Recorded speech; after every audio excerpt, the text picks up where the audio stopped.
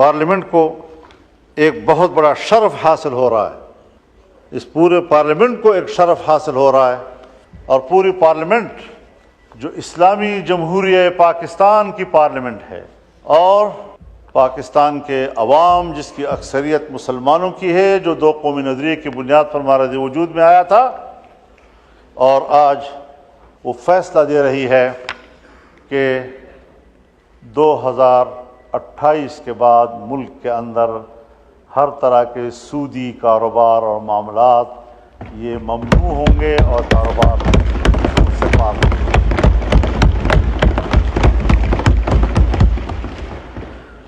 یہ آج بہت بڑا فیصلہ ہم نے کیا ہے، ہمارے کورٹ نے فیصلہ کیا، 1997 میں فیصلہ کیا، لیکن نظر ثانی کیسوں کے نتیجے میں آج تک اس کے کوئی فیصلہ نہیں آ سکا۔ ابھی پھر شریعت کورٹ نے اس کے حوالے سے فیصلہ کیا، لیکن کمرشل بینک، عام بینک، وہ دوبارہ نظر ثانی میں چلے گئے، اور وہ اتنی کمزور عدالت ہے ہماری شریعت کورٹ کہ اس کے خلاف کوئی درخواست دے دے تو ان کا فیصلہ معطل ہو جاتا ہے۔ اب اس کو مضبوط بنانا ہے، اور اللہ تعالیٰ نے بڑے واضح طور پر فرمایا ہے، یا ایھا الذین آمنوا اتقوا اللہ وذروا ما بقی من الربا ان کنتم مؤمنین، کہ اللہ سے ڈرو اور تمہارے ذمہ جو سود کا کوئی مال ہے اس کو چھوڑ دو اگر تم ایمان والے ہو، اور اگر نہیں کرتے فإن لم تفعلوا فأذنوا بحرب من اللہ ورسولہ، اگر تم یہ کاروبار نہیں چھوڑتے تو پھر اللہ کے ساتھ جنگ کے لیے تیار ہو جاؤ۔ اور مفسرین نے لکھا ہے کہ سودی کاروبار کرنے والے آخرت میں جب اللہ کے سامنے پیش ہوں گے تو اللہ کہے گا تلوار اٹھاؤ، لڑو میرے ساتھ، جنگ کرو میرے ساتھ اگر تیرے اندر ہمت ہے تو۔ کیا وہ اللہ کے سامنے تلوار اٹھا سکے گا؟ لیکن اللہ اسی پر اس کو شرمندہ کرے گا اور ذلیل کرے گا کہ تم نے دنیا میں سودی کاروبار کیا تھا، اب اٹھاؤ نا تلوار، میں نے تو تیرے خلاف جنگ کا اعلان کر دیا تھا۔ تو اس حوالے سے میں شکر گزار ہوں کہ حکومت میں شامل تمام جماعتوں نے ہمارے اس ترمیم کو قبول کر لیا ہے، اور ہم اللہ سے من حیث القوم معافی مانگیں،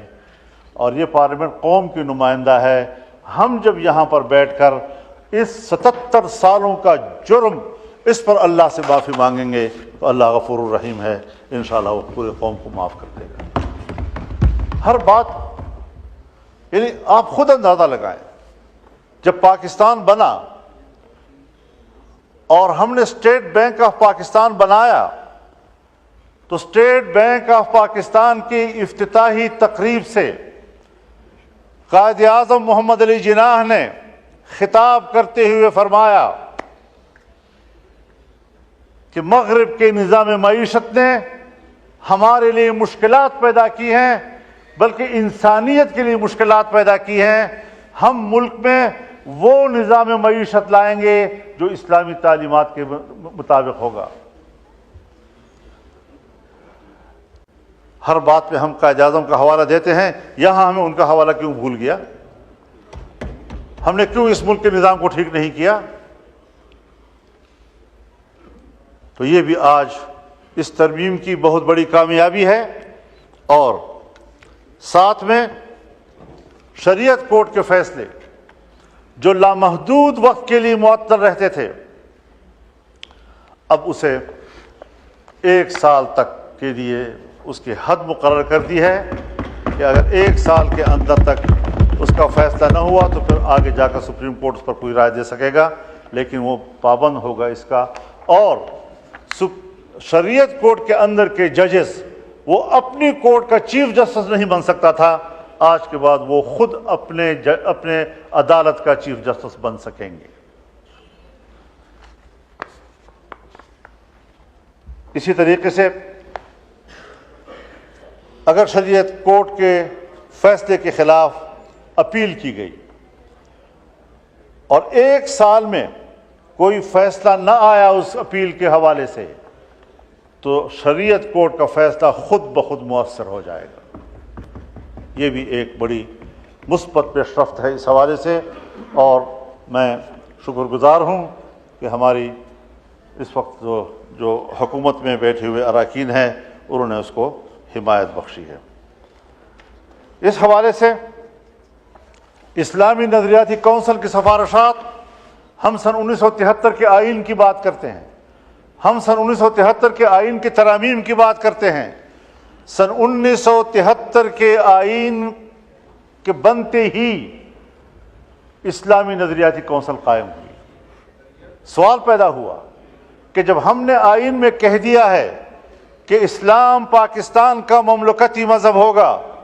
جب ہم نے آئین میں کہہ دیا ہے کہ تمام قوانین قرآن و سنت کے تابع ہوں گے،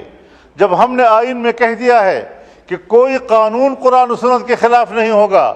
شریعت کے مطابق قانون، اب یہاں پر تو مسلکی اختلافات ہیں، مذہبی اختلافات ہیں، کس فرقے کے قواعد و ضوابط اور ان کے فقہ کے تابع قانون بنے گا؟ تو یہ ایک کونسل بنائی گئی جس میں تمام مکاتب فکر کے علماء کی نمائندگی، ماہرین قانون و آئین، ریٹائرڈ ججز اس کے رکن بنے۔ لیکن آج 2024 تک سن 73 میں بنے ہوئے اسلامی نظریاتی کونسل کی سفارشات پر جو کہ مکمل ہو چکے ہیں، ایک قانون سازی بھی نہیں ہوئی، ایک قانون سازی بھی۔ کیا یہ ہم سب کے لیے باعث شرم بات نہیں ہے؟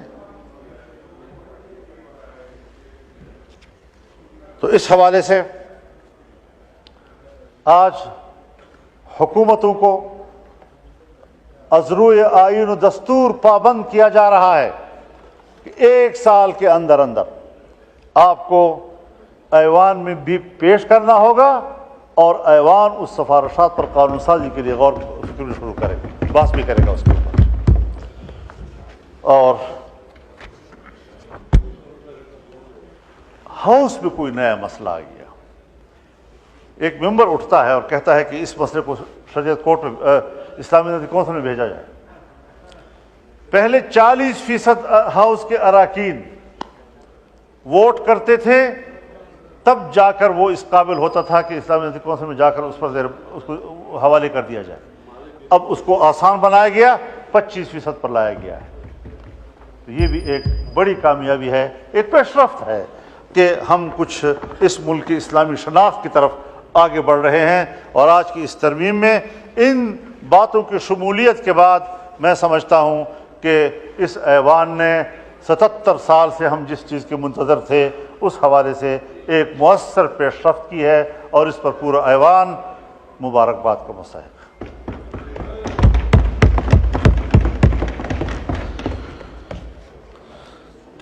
تو جناب اسپیکر، اس حوالے سے ہمیں آج عہد و پیمان کرنا ہوگا کہ ہم نے صرف وہی سفر آگے جاری رکھنا ہے کہ جس میں یہ ملک اور اس ملک کا آئین کا بنیادی ڈھانچہ جو اس سے پہلے بھی واضح ہو چکا ہے، اور اس کا بنیادی ڈھانچہ 18ویں ترمیم کے وقت بھی اس پر اتفاق رائے کیا گیا، بعد میں بھی مختلف فورمز پر اس پر اتفاق کیا گیا کہ سب سے اولین چیز وہ اسلام ہے، یہ ملک اسلامی ہے، یہ ملک مذہبی ہے، یہ ملک سیکولر نہیں ہے، اور یہ ملک جمہوری ہے، یہ آمرانہ نہیں ہے، یہاں آمریت نہیں چلے گی۔ تو ایک مذہبی ملک ہے، اسلام اس کا مذہب ہے، اور دوسرا یہ جمہوری ملک ہے، یہاں پر کوئی آمریت نہیں ہوگی۔ جمہوریت کا لفظ یہ آمریت کی نفی کرتا ہے۔ اور تیسری چیز ہمارا وفاقی نظام ہے کہ ایک وفاق کے نیچے 4 وحدتیں ہیں، مزید بھی ہو سکتی ہیں، لیکن اس میں آئینی ترمیم کرنی ہوگی۔ تو یہ بھی ایک بنیادی چیز ہے کہ ہم ایک وفاقی نظام رکھتے ہیں، اور ہم کسی ون یونٹ کو تسلیم نہیں کریں گے، اور صوبوں کے اختیارات ہوں گے۔ صوبوں کو 18ویں ترمیم کے ذریعے سے اختیارات دیے گئے ہیں، اور ظاہر ہے کہ 1973 میں آئین بنا، جو اختیارات اس وقت آئین میں صوبوں کو دیے گئے تھے اس میں کہا گیا تھا کہ مزید اختیارات میں اضافہ 11 سال تک کیا جائے گا۔ 11 سال بھی گزر گئے، اور پھر بھی 11 سال گزر گئے، اور پھر بھی 11 سال گزر گئے، اور کہیں جا کر 2018 میں ہمیں یہ موقع ملا، اور پھر یہ اسلام کے حوالے سے پیش رفت۔ سن 73 میں آئین بنا، ایک قانون سازی نہیں ہوئی، کم از کم آج ہمیں اس حوالے سے بھی یہ تدریجی عمل ہے، ایک جمہوری انداز ہے۔ ہم تاخیر کر رہے ہیں تو یقیناً گناہ کے مرتکب ہو رہے ہیں، لیکن اگر ہم نے تیزی کی اور ہم نے جمہوریت کو مستحکم کیا تو ہمیشہ کے لیے ڈکٹیٹر یا امیرانہ سوچ رکھنے والی قوتیں مایوس ہو جائیں گی۔ ہم نے ہمیشہ ان کو دعوت دی ہے، ہم اس کے گناہگار ہیں، ہم نے غلط فیصلے کیے ہیں ہمیشہ اس حوالے سے۔ تو آج ہم ایک اچھی پیش رفت کی طرف بڑھ رہے ہیں۔ ہم نے جو بھی کوشش کی اور محنت کی ہے اسی حوالے سے کی ہے کہ پارلیمنٹ عوام کی نمائندہ ہے، عوام کے پاس خود اعتمادی ہونی چاہیے، عوام کو ہم نے خود اعتمادی دینی ہے کہ فیصلے آپ نے کرنے ہیں، آپ کے نمائندوں نے کرنے ہیں، کسی نے باہر سے آ کر ہم پر فیصلے مسلط نہیں کرنے۔ اور الحمدللہ اس بار ہم اس میں کامیاب ہوئے ہیں۔ میرے خیال میں ہم نے اس پر ووٹ کرنا ہے۔ اگر ہمارے تحریک انصاف کے دوست اس میں، چونکہ ان کی بھی محنت شامل ہے میرے ساتھ، یہاں تک جو ہم پہنچے ہیں، جتنی میٹنگیں میری حکومتی ٹیموں کے ساتھ ہوئی ہیں اتنی ہی ان کے ساتھ ہوتی رہی ہیں۔ ایک لمحے کے لیے ایسا نہیں ہوا کہ ہم نے کچھ باتیں طے کی اور ان کے نوٹس میں ہم نہیں لائے، ہر بات ان کے نوٹس میں لائے ہیں۔ جہاں ان کے ذہن میں کوئی اشکالات آتے تھے وہ تشریف لائے، انہوں نے ہماری رہنمائی کی، اور آج جہاں ہم پہنچے ہیں میرے خیال میں ان کا ایوان کے اندر برابر کا حصہ ہے۔ اب یہ اور بات ہے کہ وہ احتجاجاً ووٹ نہیں کر رہے ہیں، اور وہ اپنا احتجاج ریکارڈ کروانے کے لیے ووٹ آپ کے ساتھ نہیں کر رہے ہیں، تو میں اس پر ان کو مجبور نہیں کر سکتا، بلکہ میں سمجھتا ہوں کہ یہ ان کا حق بنتا ہے کہ اپنا احتجاج نوٹ کرائیں۔ بہت شکریہ آپ کا۔